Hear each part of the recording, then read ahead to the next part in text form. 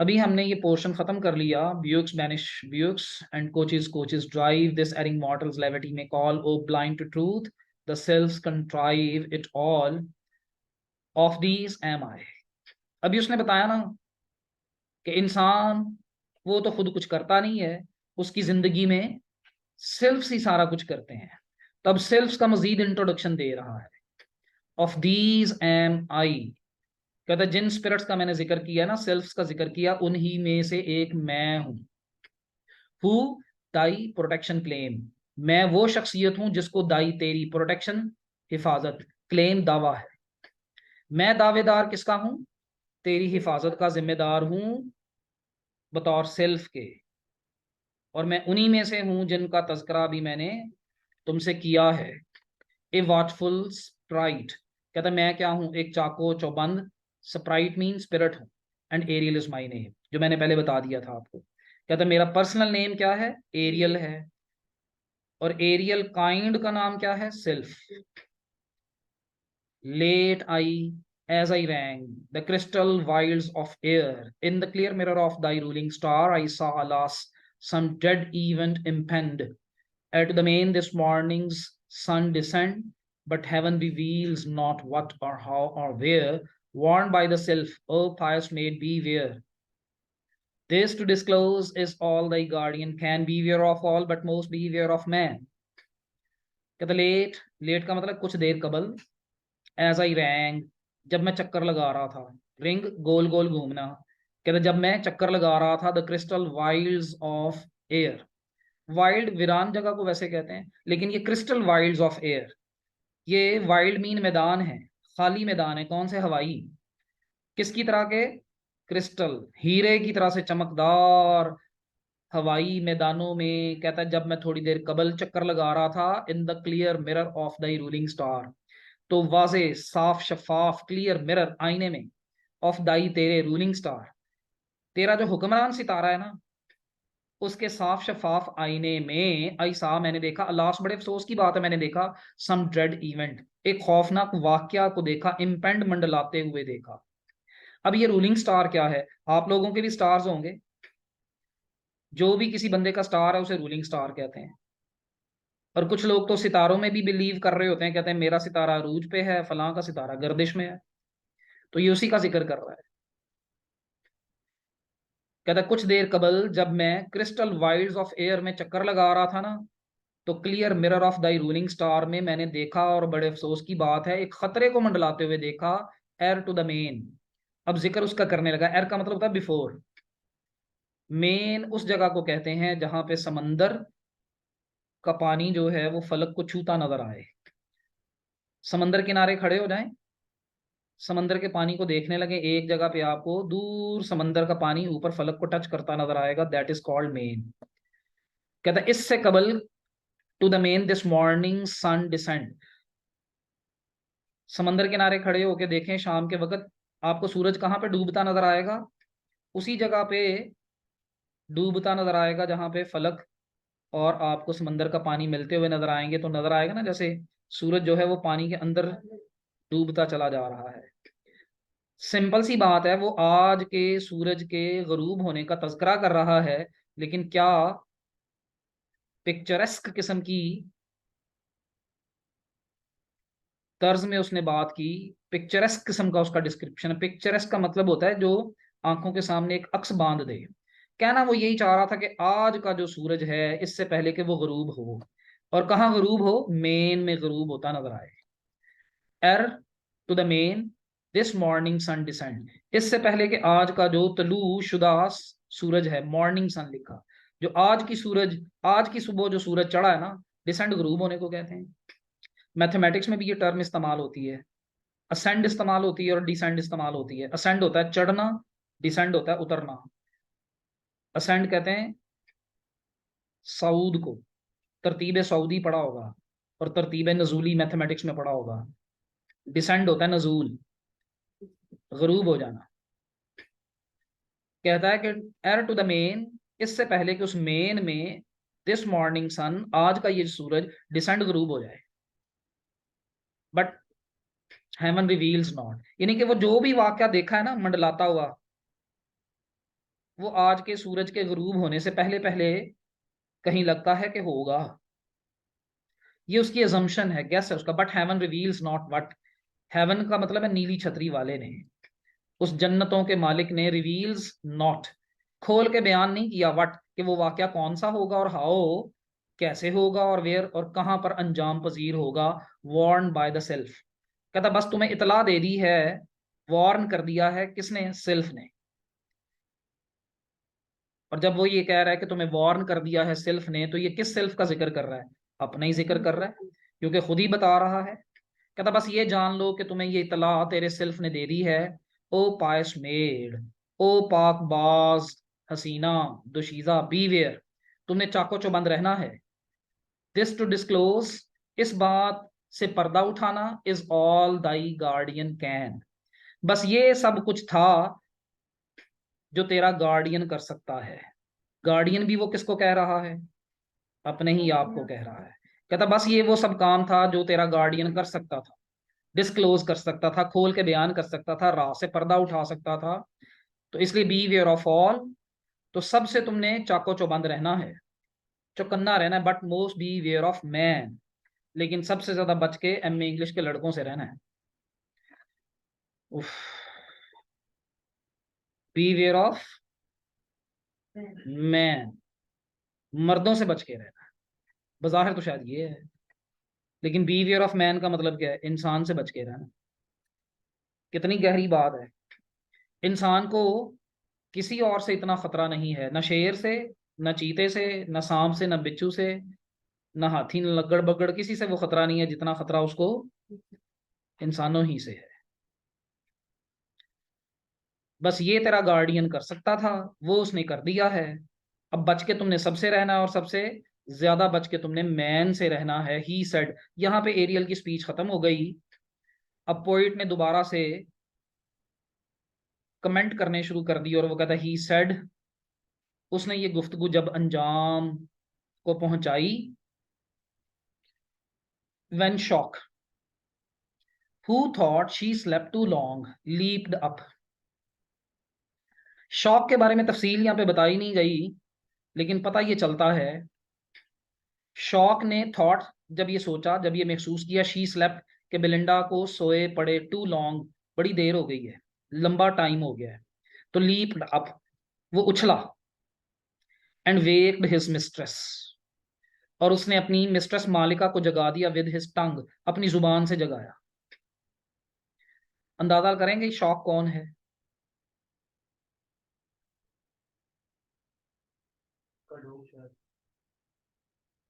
उसका डॉग था ये,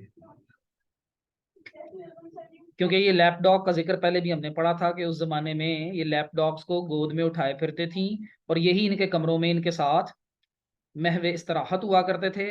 अब हसीना को तो नहीं लगा कि टाइम बहुत हो गया है, कुत्ते को लगा। देखें जरा, महसूसात की जिंदगी में सबसे ज्यादा फास्ट महसूसात, और इस एतबार से कि सोए पड़े हुए होने को बड़ी देर हो गई है, ये महसूस होना पहले किसको होना चाहिए था? इंसान को या जानवर को? लेकिन यहाँ पे किसको महसूस हो रहा है? उसको महसूस हुआ कि बेलिंडा को पड़े बड़ी देर हो गई है। अब उछला वो, और उसने उसको जगाया, विद हिज टंग। भाई जब उसने अपनी जुबान से जगाया होगा तो जुबान इस्तेमाल की कहाँ? भी बोले तो सही, अपनी जुबान से जगाया होगा तो जुबान उसने इस्तेमाल कहाँ की? जी, उसके फेस पे। आपको लगता नहीं है कि पोइट ने मैसेज दे दिया है उस अहद के लड़कों को, कि जिसके लिए तुम बड़ी तमन्ना रखते हो, तुमसे पहले ये काम किसने अंजाम दे रखा है? कुत्ते ने। तो दिल में जितनी भी हसरतें हैं ना इस किस्म की, वो सारे लवर्स अपने दिल में से निकाल दें। या उनको कौन चूमते थे? डॉग्स, या फिर उनके फ्रेंड्स? तो दोनों का स्टेटस फिर इक्वल ही हो गया। या फिर मेरे ख्याल में पोइट ये कहना चाहता है कि उनको चूमने वाले कौन होते हैं? Dog. He said when Shock, who thought, she slept too long. कुत्ते ने जब ये सोचा कि सोए पड़े उसे बड़ी देर हो गई, लीप अप का मतलब है उछला, एंड वेक्ड हिज मिस्ट्रेस, और अपनी मालिका को जगा दिया विद हिज टंग, अपनी जुबान से। It was then Belinda if report says true, ये सेज होना चाहिए if report says, report singular है, से के साथ ऐसा आना चाहिए, मेरे पास यहाँ पे प्रिंटेड नहीं है बहरहाल। आपके पास सेज है या से है?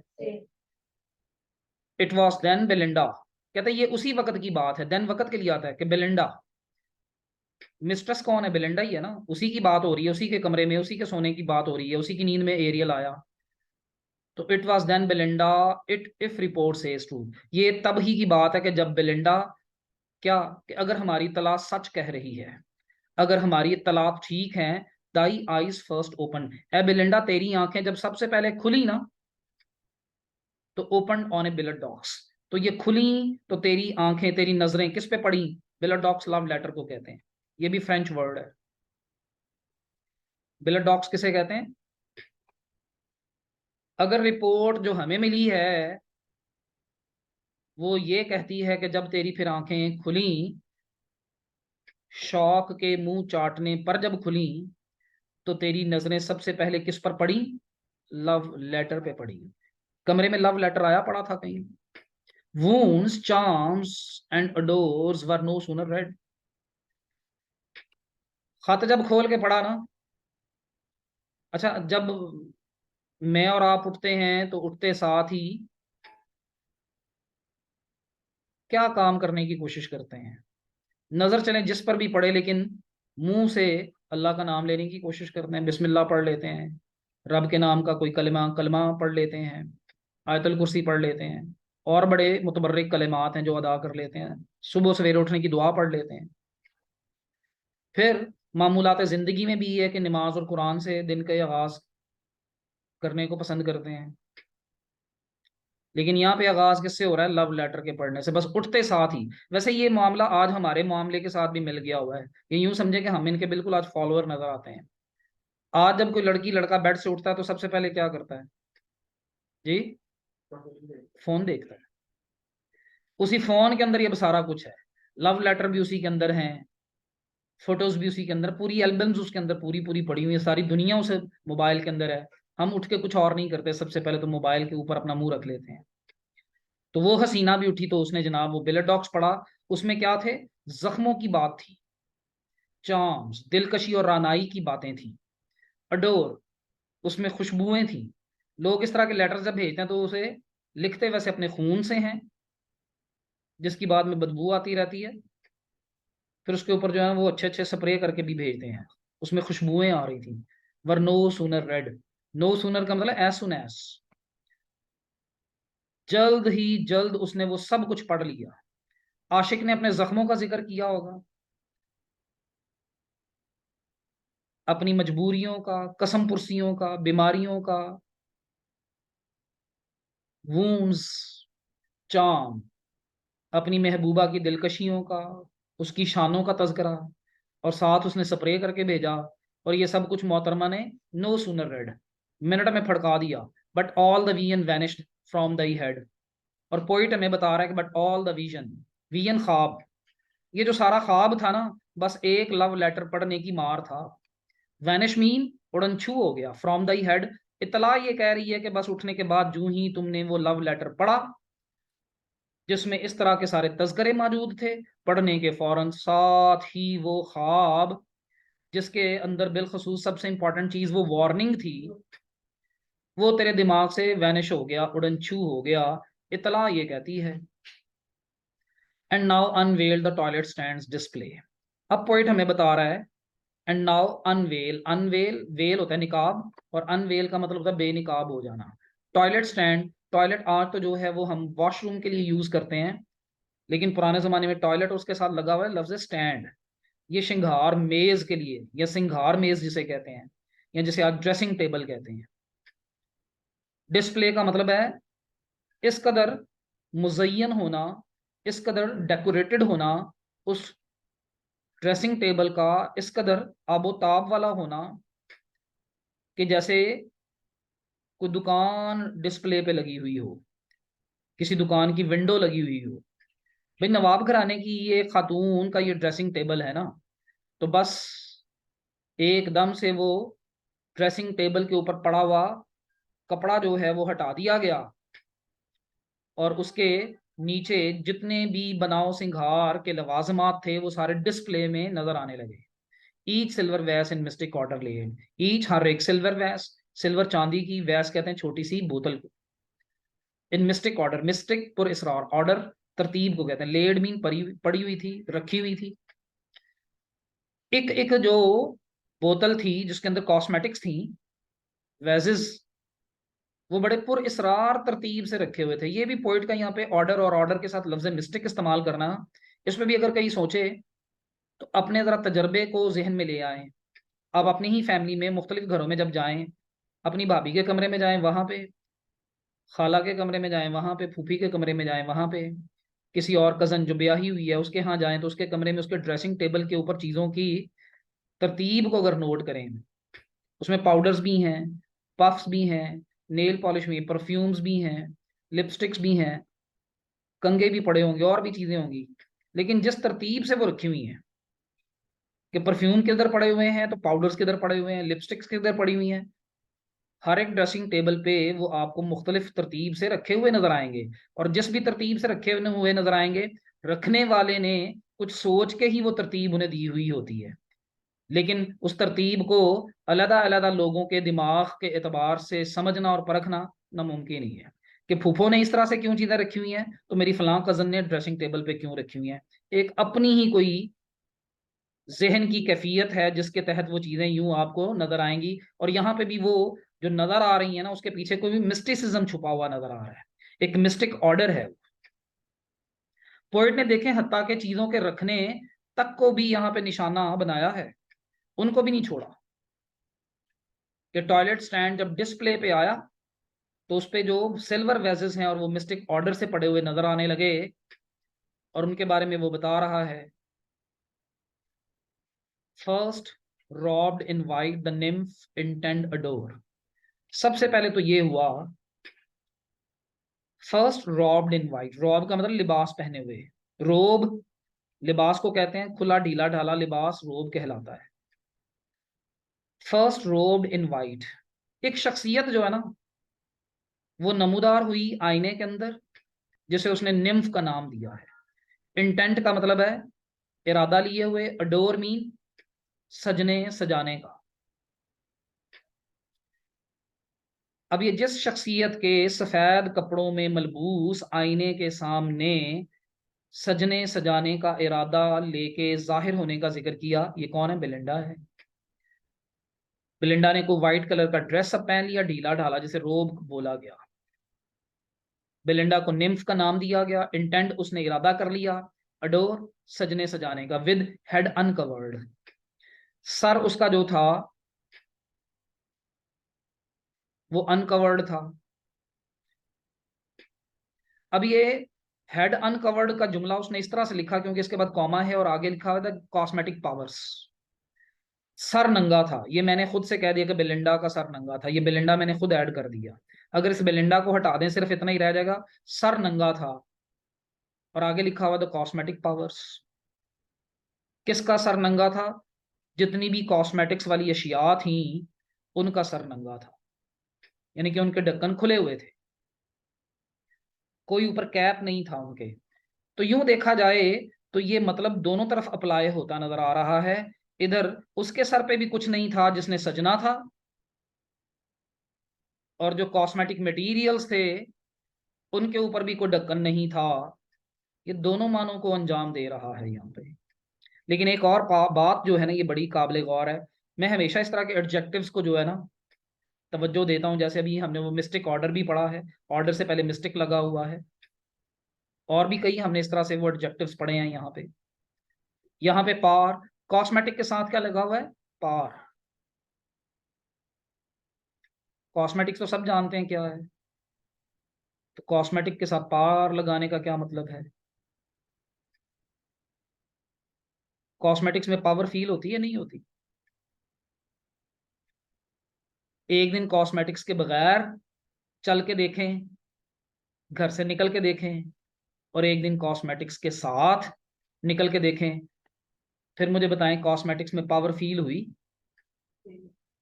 होती है फील? सब उसे ही देख रहे हैं, मेरी बात का जवाब कोई नहीं दे रहा। क्यों भाईजान?